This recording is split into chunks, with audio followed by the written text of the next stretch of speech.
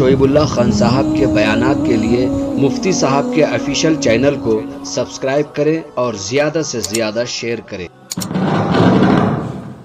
بسم اللہ الرحمن الرحیم الحمد للہ رب العالمین والصلاة والسلام علی سید الانبیاء والمرسلین وعلى آلہ وصحبہ اجمعین اما بعد وبالسند المتصل منا الى الشیخ الامام الامام الحافظ الحجة امیر المؤمنین فی الحدیث ابی عبد اللہ محمد بن اسماعیل بن ابراہیم بن المغیرة بن بردبة الجعفی الیمانی البخاری رحمہ اللہ تعالی انہ قال باب من سأل وهو قائم عالما جالسا وبه قال حدثنا عثمان قال حدثنا جرير عن منصور عن أبي وائل عن أبي موسى رضي الله تعالى عنه وعنه قال جاء رجل إلى النبي صلى الله عليه وسلم فقال يا رسول الله ما القتال في سبيل الله فإن أحدنا يقاتل غضبا ويقاتل حمية فرفع إليه رأسه قال وما رفع إليه رأسه إلا أنه كان قائما فقال من قاتل لتكون كلمة الله هي العليا فهو في سبيل الله۔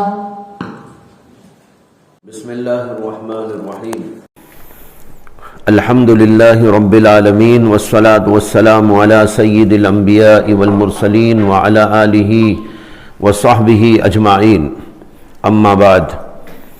باب من سأل وهو قائم عالما جالسا، جو آدمی سوال کرے اس حالت میں کہ وہ کھڑا ہوا ہو ایک ایسے عالم سے جو بیٹھا ہوا ہے، سوال کرنے والا کھڑا ہو اور جواب دینے والا عالم بیٹھا ہوا ہو، ایسے انداز پر سوال جواب درست ہے یا نہیں ہے؟ امام بخاری اس پر باب قائم کر رہے من سأل وهو قائم عالما جالسا۔ بعض ائمہ کا خیال یہ ہے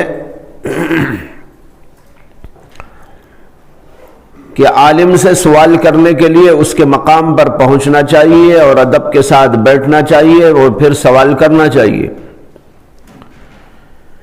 کہیں کھڑے ہوں سوال کر لیا، کہیں بیٹھے ہوں سوال کر لیا، اور ادب کے ساتھ بیٹھا بھی نہیں، کھڑے کھڑے سوال کر لیا،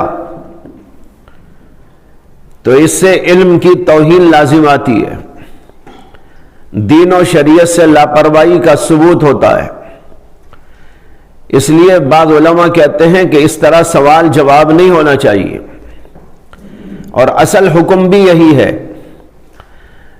کہ عالم کی خدمت میں پہنچیں اور اس کے پاس ادب کے ساتھ بیٹھ کر جو سوال کرنا ہے وہ سوال کریں۔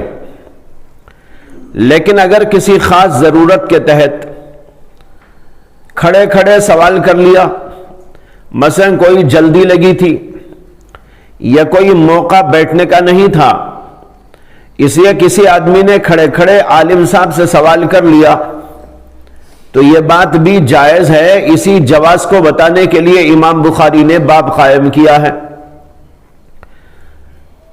لہذا اس باب سے مقصود ادب کی تعلیم نہیں ہے بلکہ جواز کی تعلیم ہے۔ من سأل وهو قائم، کھڑے کھڑے سوال کرے، عالما جالسا، بیٹھے ہوئے عالم سے۔ اس کا مقصد امام بخاری کا یہ ہے کہ اس طرح سوال کرنا جائز ہے، ناجائز نہیں ہے۔ ہاں ادب کا تقاضا کچھ اور ہے، عالم کی خدمت میں جانا، بیٹھنا، ادب کا لحاظ رکھنا، اس کے مطابق سوال کرنا۔ لہذا جواز بتانے کے لیے باب قائم کیا، اور اس کے اندر ایک حدیث لائے۔ عن ابی موسیٰ رضی اللہ تعالی عنہ قال جاء رجل الى النبی صلی اللہ علیہ وسلم فقال یا رسول اللہ ما القتال فی سبیل اللہ۔ ایک آدمی اللہ کے نبی علیہ السلام کی خدمت اقدس میں حاضر ہوا اور کہنے لگا کہ اللہ کے رسول، اللہ کے راستے میں قتال و جہاد کیا ہے؟ یہاں پر آیا جاء رجل، ایک آدمی آیا، اور ایک روایت کے اندر ہے جاء اعرابی، ایک اعرابی و دیہاتی آیا اور اس نے سوال کیا۔ لیکن روایات کے اندر یہ بات موجود نہیں ہے کہ پوچھنے والے کون تھے۔ رجل کا لفظ آیا ہے، ان کا نام نہیں وارد ہوا۔ اس لیے شراح نے مختلف رائیوں کا اظہار کیا ہے کہ اس آدمی سے مراد کون آدمی ہے۔ بعض حضرات کا خیال یہ ہے کہ خود حضرت ابو موسیٰ جو راوی حدیث ہیں وہی وہ رجل بھی ہیں، یعنی خود انہوں نے ہی سوال کیا تھا، لیکن اپنے آپ کو انہوں نے چھپا لیا اور یوں کہہ دیا جاء رجل الی النبی صلی اللہ علیہ وسلم، اور وہ خود ہی تھے۔ ایک روایت سے اس کی تائید ہوتی ہے، اس لیے کہ حضرت ابو موسیٰ اشعری رضی اللہ عنہ سے بھی اسی طرح کا سوال کرنا بعض روایات کے اندر آیا ہے، لیکن حافظ ابن حجر عسقلانی نے اس کا رد کر دیا اور فرمایا کہ ابو موسیٰ اشعری ممکن تو ہے کہ اپنے نام کو چھپا لے، جیسے کہ بہت سارے حضرات صحابہ نے ایسا کیا ہے کہ رجل کہہ کر اپنے آپ کو چھپا لیا، یہ امکان تو موجود ہے، لیکن یہ امکان تو نہیں ہو سکتا کہ حضرت ابو موسیٰ اشعری اپنے آپ کو عربی کہیں۔ ایک دیہاتی نے پوچھا، وہ دیہاتی تو نہیں تھے، وہ تو شہری آدمی تھے، تو لہذا اپنے آپ کو دیہاتی کو کہیں گے، رجل تو کہنا مناسب تھا، لیکن عربی سے تعبیر کرنا یہ بات صحیح نہیں معلوم ہوتی۔ اسی طرح بعض روایات کی بنیاد پر بعض حضرات علماء کا خیال یہ ہے کہ اس رجل سے مراد حضرت معاذ بن جبل رضی اللہ عنہ ہے، اس لیے کہ ان سے بھی اسی طرح کا سوال اللہ کے نبی صلی اللہ علیہ وسلم کی خدمت میں پیش کیا جانا منقول ہے۔ لیکن یہاں بھی وہی بات ہوتی ہے، وہی سوال پیدا ہوتا ہے کہ ابو موسیٰ اشعری ان کو دیہاتی کیوں کہیں گے؟ جاء رجل اور ایک روایت میں جاء اعرابی، تو حضرت معاذ بن جبل تو کوئی دیہاتی آدمی نہیں تھے، لہذا حضرت ابو موسیٰ اشعری ان کے بارے میں کہیں جاء اعرابی الی النبی صلی اللہ علیہ وسلم فقال، یہ بات بعید ہے۔ اس لیے حضرت ابو موسیٰ اشعری کی اس حدیث کے اندر معاذ بن جبل بھی مراد نہیں ہو سکتے۔ حافظ ابن حجر عسقلانی کا خیال یہ ہے بعض روایات کی بنیاد پر کہ اس روایت کے اندر جاء رجل سے مراد حضرت لاحق بن زمرہ ہیں، حضرت لاحق بن زمرہ وہ اس سے مراد ہیں، وہ دیہاتی تھے اور انہوں نے اسی طرح کا سوال اللہ کے نبی علیہ السلام کی خدمت میں پیش کیا تھا۔ بہرحال کوئی بھی ہو سوال کرنے والے، سوال کیا اللہ کے نبی علیہ السلام کی خدمت میں اور پوچھا مل قتال فی سبیل اللہ، اے اللہ کے رسول، اللہ کے راستے میں جہاد اور قتال کیا ہوتا ہے؟ سوال کا منشا کیا؟ آگے آ رہا ہے فَإِنَّ أَحَدَنَا يُقَاتِلُ غَضَبًا وَيُقَاتِلُ حَمِيَّةً، اس لیے کہ ہم میں تو بعض لوگ قتال کرتے ہیں غصے کی وجہ سے اور بعض لوگ قتال کرتے ہیں حمیت اور غیرت کی وجہ سے۔ اس سے معلوم ہوتا ہے کہ قتال کرنے والے، جہاد کرنے والے مختلف نیتوں کے ساتھ، مختلف جذبات کے ساتھ قتال اور جہاد کرتے ہیں۔ اور ایک روایت کے اندر یہ بھی آیا ہے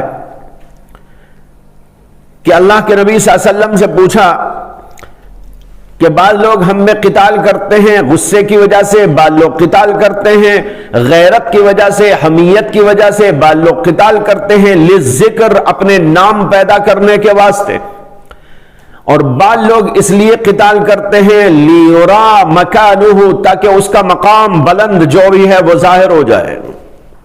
لیورا مکانہ یعنی اپنا مقام، مکان سے مراد مقام، اپنا مقام بتانا چاہتا ہے۔ تو اب دیکھو کئی چیزیں ہو گئی، غصے کی وجہ سے لڑتا ہے، حمیت و غیرت کی وجہ سے لڑتا ہے، یا اپنا نام پیدا کرنے کے لیے شہرت کے واسطے کرتا ہے، یا اپنا مقام بلند بتانے کے لیے کرتا ہے. تو پوچھنے کا مقصد یہ تھا کہ ان مختلف قسم کے جذبات کے تحت جو لڑائی ہوتی ہے، ان میں سے کون سا وہ ہے عمل جس کو جہاد فی سبیل اللہ کہا جاتا ہے، اللہ کے راستے میں جہاد. اس پر فرفع الیہ راسہ، اللہ کے رسول علیہ الصلاۃ والسلام نے اپنا سر اٹھایا ان کی طرف. یہی باب ہے. حضور اقدس صلی اللہ علیہ وسلم نے ان کا سوال سننے کے بعد اپنا سر اٹھا کے ان کو دیکھا. معلوم ہوا وہ کھڑے تھے، آپ بیٹھے تھے، ہے نا؟ ورنہ سر اٹھانے کی کیا ضرورت تھی؟ اگر وہ سامنے بیٹھ کے پوچھتے تو سامنے جواب دیتے، سر اٹھانے کی کوئی ضرورت نہ تھی. چنانچہ آگے راوی کہتے ہیں وَمَا رَفَعَ إِلَيْهِ رَاسَهُ إِلَّا أَنَّهُ كَانَ قَائِمًا، اللہ کے رسول نے ان کی طرف سر نہیں اٹھایا مگر اس وجہ سے کہ وہ آدمی کھڑا ہوا تھا، پوچھنے والا. تو راوی خود اس کی تصریح کر رہے ہیں کہ وہ کھڑے ہوئے تھے، اور کھڑے ہونے ہی کی وجہ سے جب انہوں نے سوال کیا تو اللہ کے رسول نے ان کو اپنا سر اٹھا کے دیکھا. اسی سے امام بخاری نے مسئلہ نکال لیا کہ اگر عالم بیٹھا ہو، مفتی بیٹھا ہو، سائل اور مستفتی کھڑا ہو تو اس کے اندر کوئی حرج کی بات نہیں ہے. اللہ کے رسول بیٹھے تھے اور سوال کرنے والا مستفتی کھڑے ہو کر سوال کر رہا تھا. یہ جملہ جو آیا ہے وَمَا رَفَعَ إِلَيْهِ رَاسَهُ، یہ کس کا جملہ ہے؟ کس نے یہ روایت کے اندر داخل کیا ہے؟ اغلب یہ ہے کہ حضرت ابو موسیٰ اشعری کا جملہ ہے. حضرت ابو موسیٰ اشعری رضی اللہ عنہ کہتے ہیں اللہ کے رسول نے سر اٹھا کے دیکھا، اور یہ سر اٹھانا اس لیے تھا انہ کان قائما، کہ وہ آدمی کھڑا ہوا تھا. یہی باب ہے. بہرحال انہوں نے سوال کیا کھڑے ہو کر کہ جہاد کرنے والے مختلف نیتوں کے ساتھ، مختلف جذبات کے تحت قتال اور جہاد میں حصہ لیتے ہیں، ان میں سے کون سا وہ ہے جو اللہ کے راستے میں جہاد کہلاتا ہے؟ فقال، اللہ کے رسول صلی اللہ علیہ وسلم نے فرمایا من قاتل لتکون کلمۃ اللہ ہی العلیٰ فہو فی سبیل اللہ، جو آدمی قتال کرتا ہے تاکہ اللہ کا کلمہ بلند ہو جائے، لتکون کلمۃ اللہ ہی العلیٰ، تاکہ اللہ کا کلمہ بلند ہو جائے، توحید کا کلمہ بلند ہو جائے، فہو فی سبیل اللہ، وہ ہے اللہ کے راستے میں جہاد کرنے والا. اور جو صرف غصے میں آ کے جہاد کر رہا ہے، یا غیرت کی وجہ سے جہاد کر رہا ہے، یا اپنی ناموری پیدا کرنے کے لیے جہاد کر رہا ہے، وہ فی سبیل اللہ میں داخل نہیں ہے، بلکہ فی سبیل اللہ وہ جہاد ہے جو صرف اللہ کے کلمے کو بلند کرنے اور اللہ کے نظام کو دنیا میں قائم کرنے کے لیے کیا جاتا ہے. کلمۃ اللہ ہی العلیٰ کا یہی مطلب ہے، اللہ کا کلمہ بلند ہو جائے، یعنی اللہ کا حکم، اللہ تبارک و تعالیٰ کا کلام دنیا کے اندر نافذ ہو جائے، چاہے وہ نظام سیاسی نظام ہو، معاشی نظام ہو، عبادات کا نظام ہو، معاشرت کا نظام ہو، اخلاق کا نظام ہو، تمام قسم کے نظام جو اللہ کی طرف سے بھیجے گئے ہیں اور پیغمبروں نے اور اخیر میں ہمارے نبی محمد عربی صلی اللہ علیہ وسلم نے لا کر پیش کیا ہے، یہ تمام نظام غالب ہو جائے، نافذ ہو جائے. اس کے لیے جو آدمی جہاد کرتا ہے وہ ہے اللہ کے راستے میں جہاد کرنے والا. جو نام پیدا کرنے یا کسی اور مقصد کے تحت میں کرتا ہے وہ اللہ کے راستے میں جہاد کرنے والا میں شامل نہیں ہوتا. لیکن ایک بات یہاں پر یاد رکھیں کہ ایک آدمی کا مقصود تو ہو اللہ کی رضا، اللہ کے کلمے کو بلند کرنا، لیکن اسی کے ساتھ ساتھ غیرت بھی آ رہی ہے اسے. مثلا کفار کا حملہ ہو رہا، غیرت آ رہی ہے، غیرت کی وجہ سے جاتا ہے. یا اسی طریقے پر اس طرح کی غلط حرکتوں سے جو کفار کی طرف سے ہوتی ہے اس پر اسے غصہ اور غیظ آتا ہے اور وہ جہاد کے اندر جاتا ہے. لیکن یہاں پر جہاد میں جانے کا مقصد محض غصہ نہیں ہے، اس کا مقصد ہے اللہ کے کلمے کو بلند کرنا، لیکن اسی کے ساتھ غصہ بھی اسے آتا ہے، یعنی غصہ بھی اللہ ہی کے لیے آ رہا ہے. اسی لیے غصہ بہت قیمتی چیز ہے. بہت سے لوگ یہ سمجھتے ہیں کہ بھائی غصہ برا ہے. نہیں، غصہ اچھا بھی ہے، غصہ برا بھی ہے. موقع پر استعمال ہوگا تو اچھا ہے، بے موقع استعمال ہوگا تو برا ہے. اب خام خواہ آپ غصہ کرتے پھریں، چھوٹی چھوٹی چیزوں پہ غصہ آ رہا ہو. دوست سے بات کر رہے ہیں، اس نے ایک بات کہی، آپ نے غصہ کر دیا. گھر میں گئے تو وہاں پر کسی نے کچھ کیا، وہاں پر غصہ آ گیا. اٹھتے غصہ، بیٹھتے غصہ، فلاں چیز پر غصہ، اس بات پر غصہ، یا اپنے نفس کے لیے غصہ. یہ برا ہے، حرام ہے، ناجائز ہے. علماء کہتے ہیں غصہ حرام ہے، پینا ضروری ہے. غصہ حرام ہے، پینا ضروری ہے، پینا فرض ہے. یہ حرام کو پیو، یہ حرام پیئیں گے تو فائدہ ہوگا، یہ حرام پیئیں گے تو آپ کو قوت آئے گی، یہ حرام پیئیں گے تو آپ اللہ کی نظر میں بلند ہو جائیں گے. یہ ایسا حرام ہے. ایک دفعہ ہم لوگ حضرت مسیح الامت نور اللہ مرقدہ کی خدمت میں گئے. مجلس کا وقت ہوتا تھا تو جاتے تھے. دوپہری کا وقت تھا، اس میں ایک خصوصی مجلس حضرت کی ہوتی تھی. تو ہم لوگ جب گئے تو دھوپ پڑ رہی تھی اچھی خاصی، تو ہم جا کے دھوپ میں بیٹھ گئے. شاید سردیوں ہی کا زمانہ تھا. سردیوں کے زمانے میں دھوپ بہت اچھی لگتی ہے، تو دھوپ میں جا کے بیٹھے رہے، دھوپ سینکتے رہے. اور پھر اس کے بعد حضرت جو ہے اندر آنے کا حکم دیے. تو مجلس خانہ باہر کے حصے سے الگ ہے، وہاں بنا ہوا، تو اندر گئے. تو حضرت نے ہم لوگوں کو دیکھ کر کہا کہ دھوپ کھا لیا؟ جی دھوپ کھا لیا. حضرت نے کہا دیکھو دھوپ بھی کھانے کی چیز ہوتی ہے. اور پھر اسی پر کہنے لگے اسی طریقے پر غصہ پینے کی چیز ہوتی ہے. دھوپ کھانے کی چیز ہے، غصہ پینے کی چیز ہے. غصہ کرنا حرام ہے، غصہ پینا واجب ہے. پھر اسی کے اوپر غصے کے اوپر بیان شروع ہوا حضرت کا، جو 2 گھنٹے چلتا رہا. 2 گھنٹے مجلس ہوئی غصے کے عنوان پر. تو بہرحال یہ بتا رہا ہوں، تو غصہ ہر حال میں برا نہیں ہے. اس کا موقع ہے، اس کا محل ہے، اس کے حدود ہیں، اس کے قیود ہیں. اس کے مطابق اگر ہوتا ہے تو اچھا ہے، ورنہ تو برا ہے. تو یہ بتا رہا تھا کہ ایک آدمی کو غصہ آیا، وہ غصہ بھی اللہ کے لیے آیا، اور اس کی بنیاد پر وہ جہاد کے لیے نکلا. اگر غصہ ہی نہیں ہوگا تو کہاں نکلے گا؟ کچھ بھی ہو جائے اسے کوئی اثر نہیں ہوگا. اس سے معلوم ہوا کہ غصہ اس وقت آئے گا اور آنا چاہیے، اور پھر وہ جائے گا اللہ کے کلمے کو بلند کرنے کی نیت سے.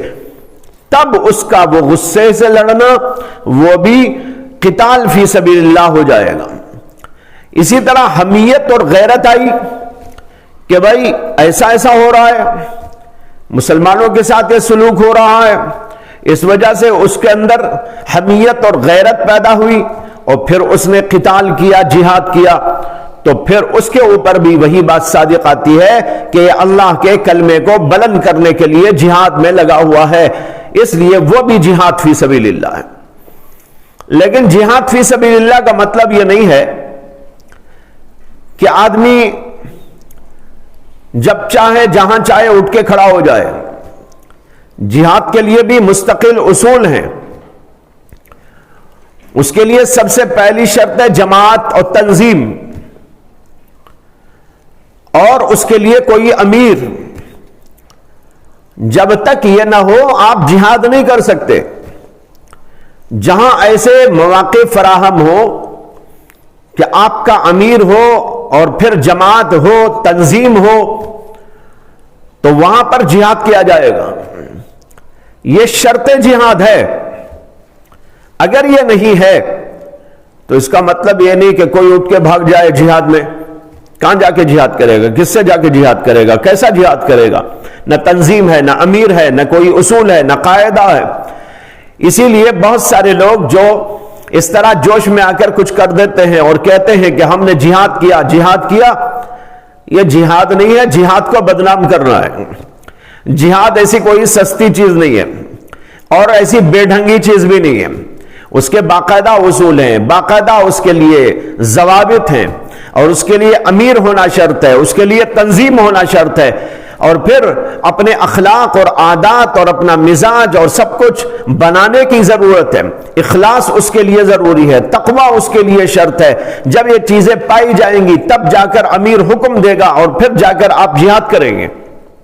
اور اگر ایسا کچھ بھی نہیں ہے اور کچھ الٹا سیدھا جا کے کر کے آ گیا، اس کا نام جہاد نہیں، اس کو جہاد کا نام دینا جہاد کو بدنام کرنے کے مترادف ہے۔ جیسے کہ بہت سارے نوجوان الٹی سیدھی حرکتیں کر کر اسی طریقے پر جہاد کو بدنام کر چکے ہیں۔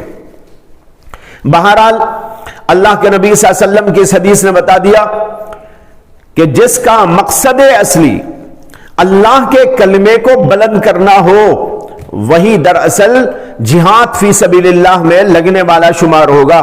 من قاتل لتکون کلمۃ اللہ ہی العلیٰ فہو فی سبیل اللہ۔